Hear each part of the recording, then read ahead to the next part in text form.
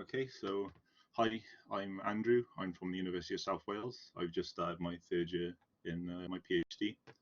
Today I'll be talking about my research, which is the design and development of a client server-based solution that will help compute accessibility in Wales. So a bit about the presentation structure. I'm going to start with a bit of the background, so how it led to the solution, followed by the accessibility measures, models used within the project, then the project aims and technical challenges involved during the project, and the actual design itself, and I'll go through the system, followed by discussion of the case study, which is and then followed by the discussion and implementation of the solution, and then questions. So a bit about the background is my research is based around enhancing our understanding of accessibility to sports facilities. It's part funded by Sport Wales, which is an organisation based around managing and improving sports participation in Wales. So the outcome of this research will aid in assessing their current accessibility for sports facilities with the aim of improving sports participation. So it'll enable them to assess their equitability and their spatial inequality, hopefully provide them with a solution to maintain and manage their accessibility to sport and aid in future planning or of allocation of funding and decision making. So recent developments in accessibility, most of the previous attempts in measuring accessibility in sport have followed simplistic accessibility models, such as nearest facility or cumulative opportunities, so how many they can reach within a catchment. There are now more sophisticated models, such as the gravity models or models like the two-step floating catchment area. These have been applied to a lot of different services, such as healthcare or schools. To date, most of these are within proprietary software. Very few are within open source environment. Some have been applied to accessibility to sport, but relatively few have been integrated as a multimodal approach.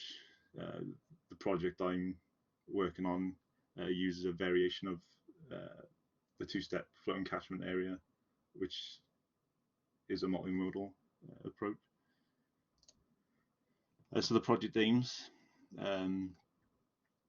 Sport Wales, like some other sport organisations, are lottery funded, and they're funded by Welsh Government. This means the solution ideally requires low cost in implementation and maintaining, with open source software and open data. As the second aim is, it needs to be multimodal for measuring accessibility, to include facility users who travel by car and bus, etc. A lot of the assessment will be done by non-GIS experts, so the interface will need to be designed for users without a GIS background, and it needs to be web-based due to multiple organisations working for Sport Wales. They can work off-site with, because they like allocate funding to these other organisations. And then, as it's a web-based environment, it relieves the users from maintaining and installing data sets and tools on each machine they use. So the key technical challenges, one of them is it will require the integration of online route planner, which doesn't a subscription fee, provides journeys for a variety of different transports. So that includes buses, trains, bikes, whatever. The solution will require a number of different programming languages and different web technologies that will need to work together seamlessly. And then I'll need to develop a user-friendly interface for the non-GIS experts and hide all the technical stuff from them. So all the how do I say it? Like all geometry data and stuff like that,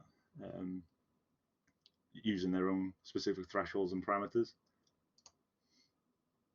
So here's the solution I came up with.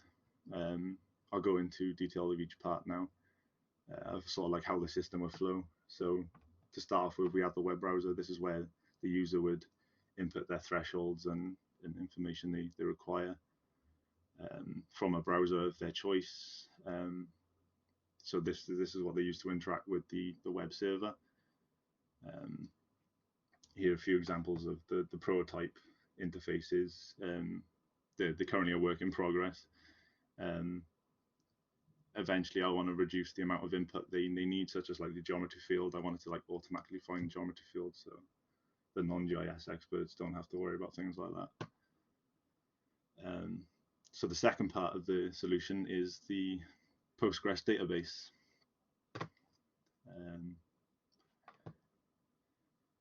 Which plays a big role in the system. This is where all the spatial data is stored. So the service supply points, in this case, the sports facilities or demand locations. In this case, again, I've used LSOA centroids, but they can be swapped out with any polygon centroid, really. It's not just for data storage, though. All the spatial analytical operations take place on this using the PostgIS extension. Used for operations like proximity calculations, so initial straight line distance. It's also used for the FCA calculations itself, things like filtering operations and coordinate transformations. So on the actual web server, the first script which links it together is the ogmatrix builder. So it lists all the possible combinations of supply and demand points ready to be fed into the next part. It uses these three different fields from the supply and demand. So you have an ID, geometry, and a supply volume, which is used in the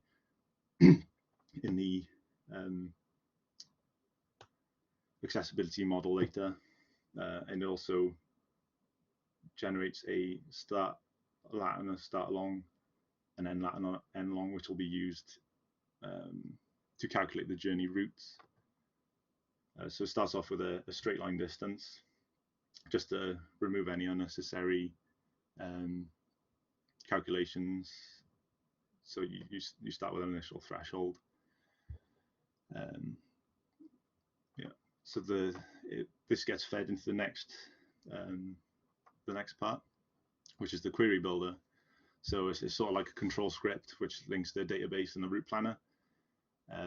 It creates a feed for the route planner based on the OD matrix. It takes the start coordinates and the end coordinates, along with any parameters such as maximum walking distance.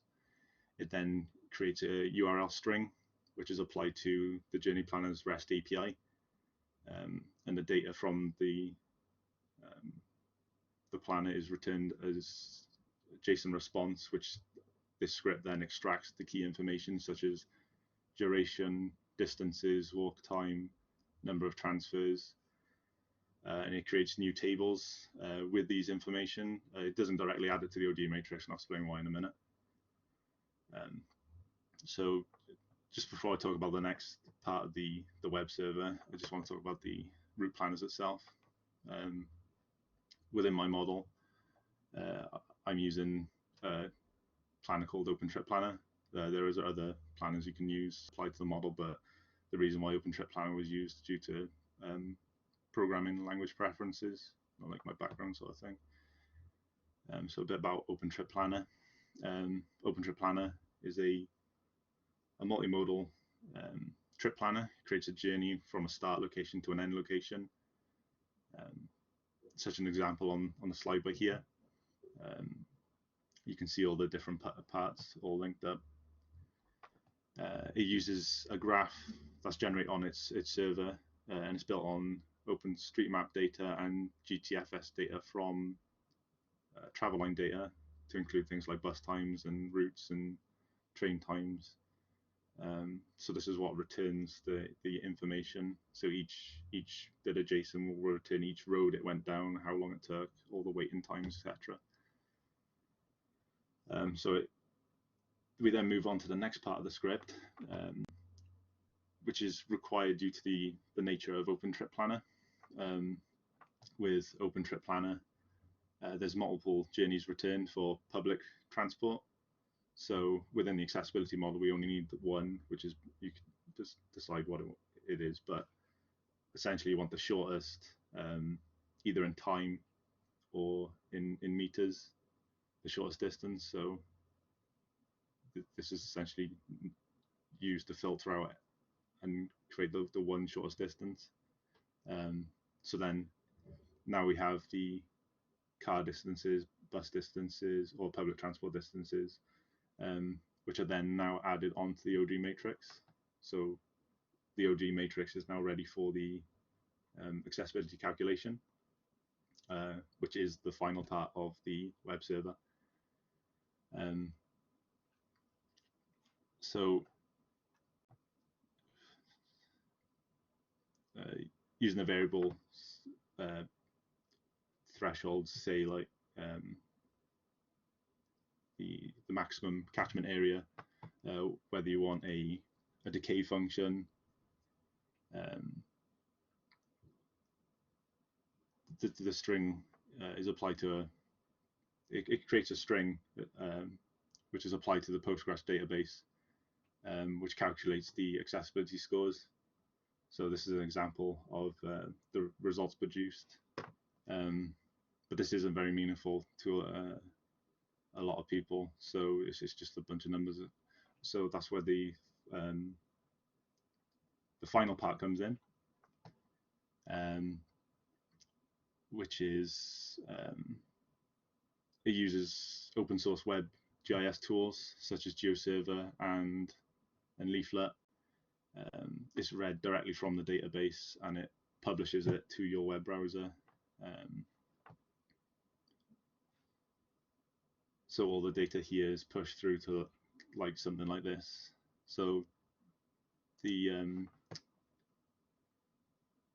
whoever's using the system can now interact with whatever results they have, look at key areas where they can look into why this has no access, for example, even though facilities by there, and it turns out that it's to do with bus routes and times.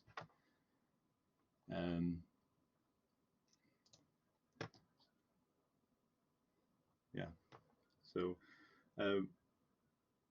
there is an ongoing case study working with Welsh Gymnastics at the moment, using their facility data and applying it to things like their age ranges of their facility users. And this is an example of a 50-50 split between public and private transport. Now, ideally, it wouldn't be 50-50.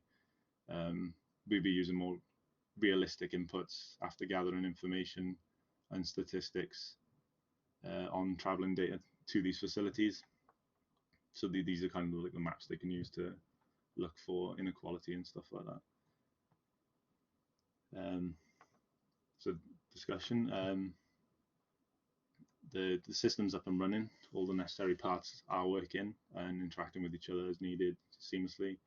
It's been used in an example like the case study on the previous slide.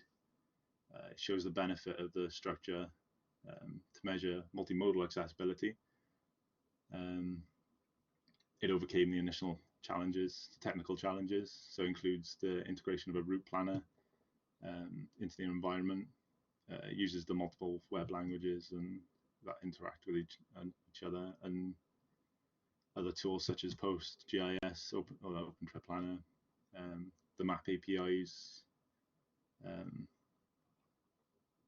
It also allows all the complexity and necessary maintenance of data sets storage to be hidden, such as the road network data. They don't have to keep installing it.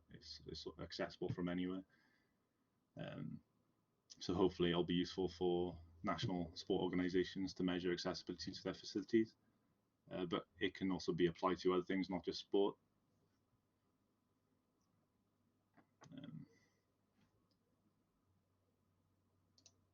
So future plans include implementing like a what if functionality. So basically, an example of this would be if I were to click on the map and place the facility, it would then recalculate the accessibility for each mode of transport, showing the possible accessibility benefits to placing facilities in the new locations, hopefully aiding in planning and or where they're updating current facilities. I'm going to explore different ways of visualization and representing the data, or ways of making interaction with it more meaningful. And then I'll be getting sport organizations to sort of like trial it and see if it benefits them in any way with the planning. And then finally, I will be applying it to other services such as retail banking. Oh, it's currently a work in progress, that one. So thank you for listening. Are there any questions? Thanks, Andrew. That's very interesting. Please hold your virtual applauses after the Q&A. Otherwise, it's difficult to track questions in the chat. So there's a question from Nick Berman. Could you please say a little more about how you worked with bus routes, times data, and other, and sorry, I can't read this morning. So the question is, could you please say a little more about how you worked with bus routes, times data, and any limitations of this? So the data I obtained was with what OpenTrip does is it generates a graph and you set the time. I used OpenTrip as like the road network, and then in terms of GTFS data, I got bus times and routes from travel line data, and what OpenTrip does is it applies the GTFS data to the road network. So the travel line data is free to access for I think for both Wales and England, but there were a couple of roads that wouldn't like snap directly, but the majority of them did.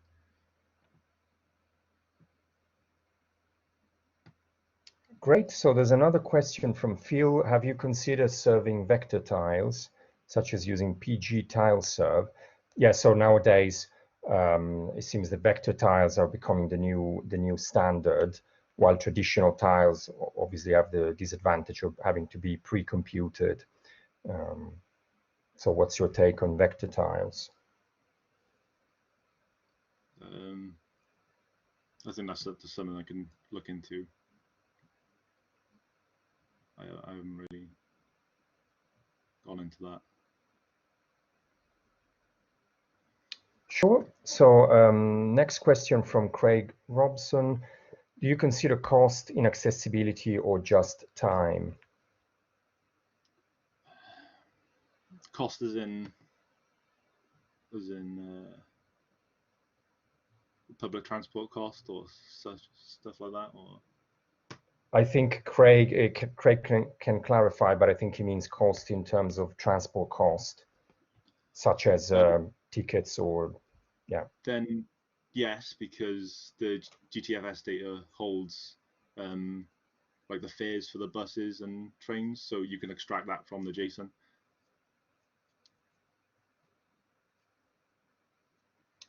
Okay. Next question from Robert Berry. Does this system consider active travel routes, walking, cycling, for example, National Cycle Network? National Cycling, I think, yeah, it does. The OpenTrip Planner would filter out like cycling only routes and such. So do you have options to encourage active travel? Or is it just finding a general solution with some heuristic? It's general at the moment. Okay. Yeah, that could be an interesting option to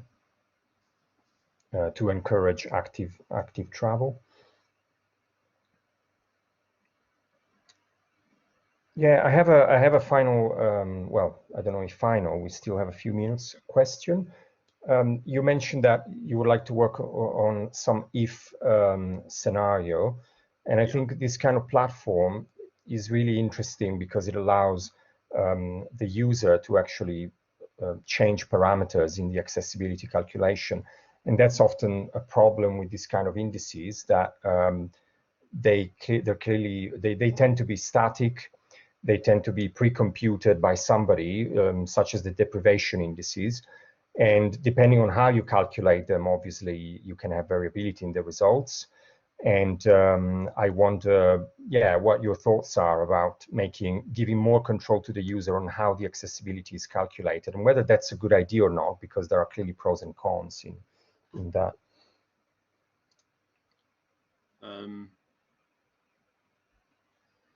So what sort of more control do you think they'd want? Well, for example, changing the parameter in the transportation. So depending, selecting different types of transportation and seeing how accessibility Yeah. changes, rather than right. Yeah.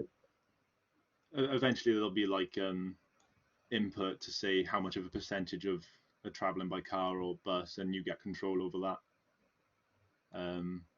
as well as selecting them to have different catchment areas, for example. So people Right. may be more willing to travel further by car than bus, or have a longer time, or they're more accepting of a longer time traveling by bus because they know they'll have to keep stopping, etc. Right. And another question from Bruce. How does the system scale to larger numbers of sports centers, localities?